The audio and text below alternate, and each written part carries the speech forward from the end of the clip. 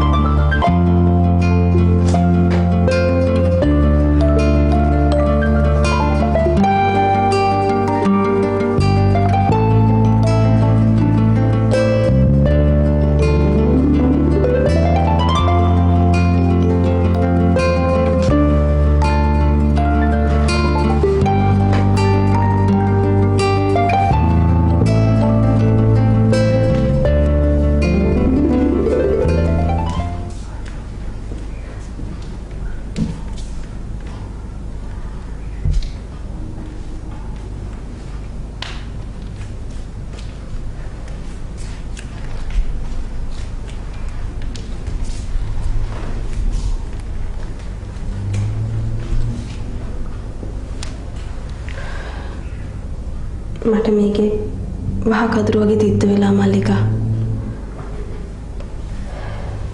එහෙමයි කියලා නෝනේ කොහාට යන්නද? මල්ලිකා දන්නවනේ. මම යමක් හිතුවොත් මම ඒ දේ කොහොම හරි කරනවා. ඒත් කසාද බැඳපු දවසේ ඉඳලා මම හැමදේම ඉවසනවා මල්ලිකා. නෝනේ දුක් වෙන්න එපා. දැන් අර අලුතෙන් වැඩකුත් පටන් ගත්තානේ. දැන් ඔය සේරම නතර වෙනවනේ. මල්ලිකා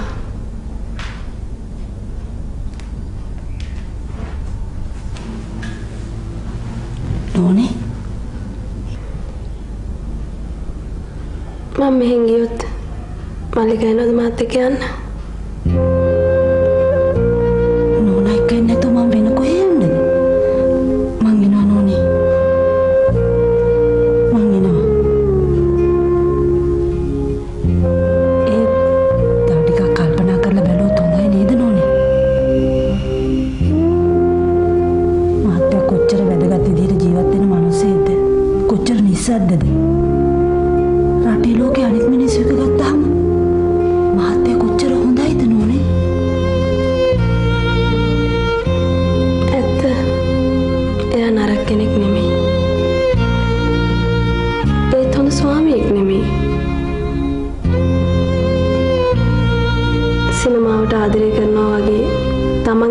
ආදරය කරන්න බැරි මිනිහෙක් කොහොමද මාලිකා රටේ ලෝකෙ මිනිස්සුන්ට යමක් කියලා දෙන්නේ? එයා ජීවත් වෙන්නේ හීන ලෝකවල. පාට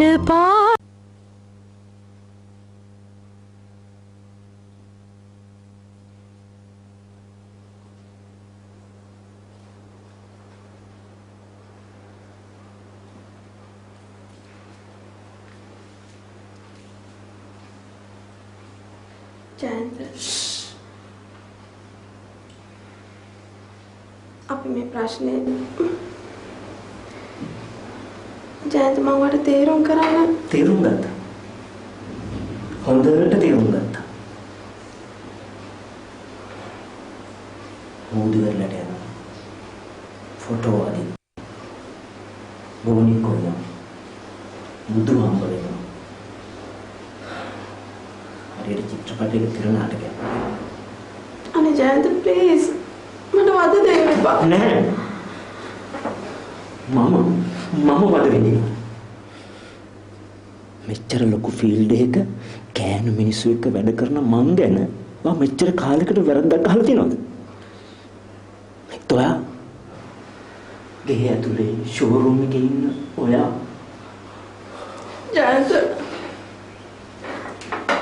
ජයන්ත අපි හොඳ යාළුවෝ පුදුමයි. මෙච්චර වැඩ තියෙන රටේ ලෝකෙ පිළිගත්ත ඇමති කෙනෙක් මෙන්න හොයාගෙන තියෙන යාළුවා. කැබිනට් එකේ මෙච්චර යාළුවෙක් කරුණා කරලා මේ වැඩවලින් මගේ දරුවාට ඔළුව අවු කරන්න එපා. එයා ලොකු මහත්තයා මේ සමාජයේ හොඳ ගෑණියෙක් වෙනකම් එයාට නිදහසේ ඉන්න ඉඩ දෙන්න. මොකද මම මුළු ලෝකෙම වැඩිම ආදරය කරන්නේ මගේ දරුවට විතරයි. තාත්ති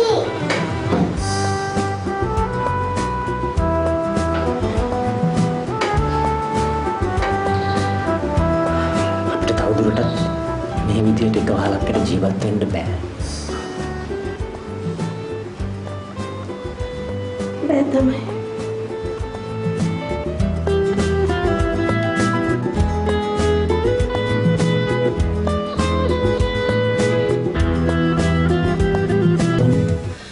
මේ වගේ දේවල්ද පවුල සිද්ධ වෙන්නේ? හා සංජු. දැන් මොනවද දිනු කියන්නේ? මං හිතන්නේ දිනෝ මෙහි ඇවිල්ලා යන්නේ දවසක් දෙකක් යනින්කොට ඔක හරියයි ඇන්ටි. දිනු කියන්නේ දවසින් දිගින් දෙයක් අමතක කර කෙනෙක් නෙමෙයි. පුංචි කාලෙත් එහෙමයි. මට බය ඒකයි. ජයන්තත් මෙහි ආවා.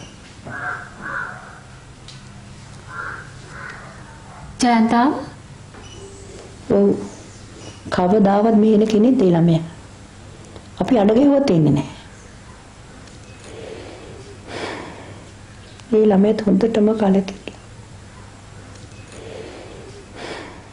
සංජු මං වඩින්න කිව්වේ දුව දිනු කොහොමද මේ වගේ තත්යකටපත් උනේ? මට දැනගන්න ඕනේ ඒකයි. ඒ ළමයා නරක පැත්තකට ගිහිල්ලාද? අනේ නැහැ ඇන්ටි. එහෙනම් කායිකවත් යාළු වෙලාද? ඔයා නොදැන ඉන්න විදිහක් නැහනේ.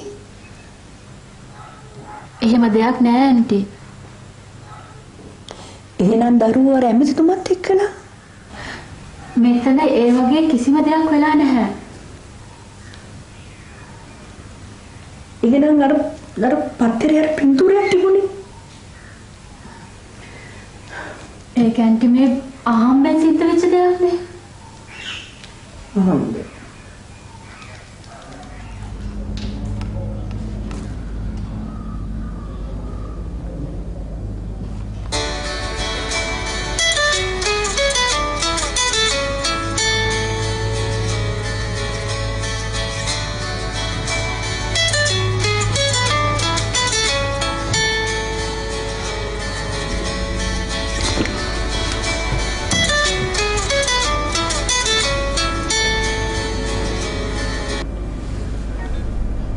love. Dinu? Sir.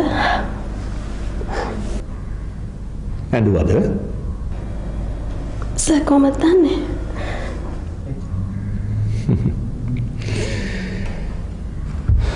ඔතන වෙච්ච හැම දෙයක්ම මට වගේ කටහඬින් කියන්න පුළුවන්. සර් මං ගැන worry වෙන්න එපා සර්. මේවා මගේ කර්මයට වෙන දේවල්. මට ජීවිතය ගැන තීරණයක් ගන්න වෙලා තියෙන්නේ සර්. හොයා මොන තීරණය ගත්තත් හැකියපමණ ඉක්මනින් මාව හම්බ වෙන්න ඕනේ. හරිද? හදිසි තීරණ ගන්න එපා. හෙට 4ට මාව හම්බ වෙන්න ඔෆිෂියල් බංකුලකේදී. හරිද? මම Dhanushka වෙවන්න. Okay. පරිස්සමෙන්.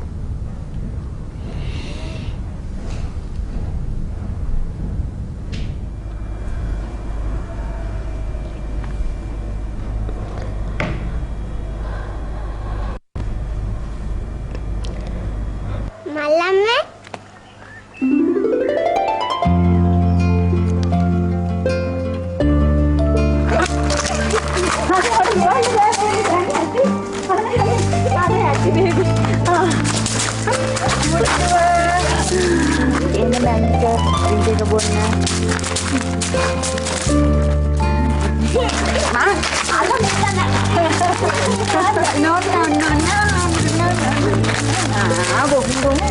sudah bonan aneh අනික ජයන්ත නරක ළමෙක් නෙවෙයිනේ.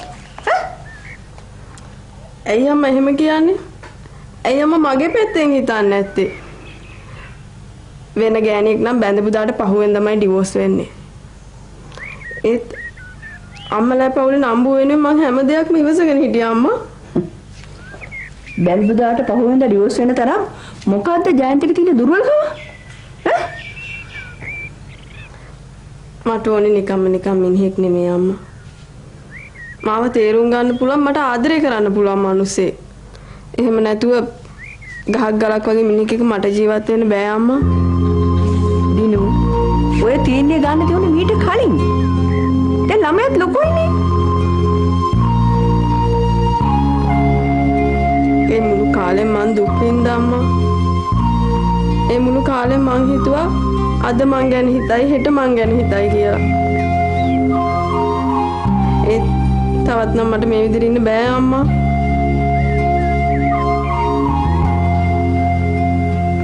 දිනු ඔයා ඩිවෝස් වුණොත් ඒක අපේ පවුලට කරන ලොකු ලැජ්ජාවක්. අපේ පවුලට විතරක් නෙමෙයි අපේ මුළු පරම්පරාවට කරන නින්දාවක්. අපේ කවුද දික්කසාද වුනේ? ඔයාට වැඩි දුක් විඳපයි ඕන තරම් හිටියා. ඔයා ඩිවෝස් වුණාද? ඉතින් අම්මා කියන්නේ මාත් එහෙම වෙන්න ඕනි කියලාද? ඔව්. එහෙම නෝනොත් මේ දීපල ගැන මට තීරණයක් ගන්න සිද්ධ වෙයි.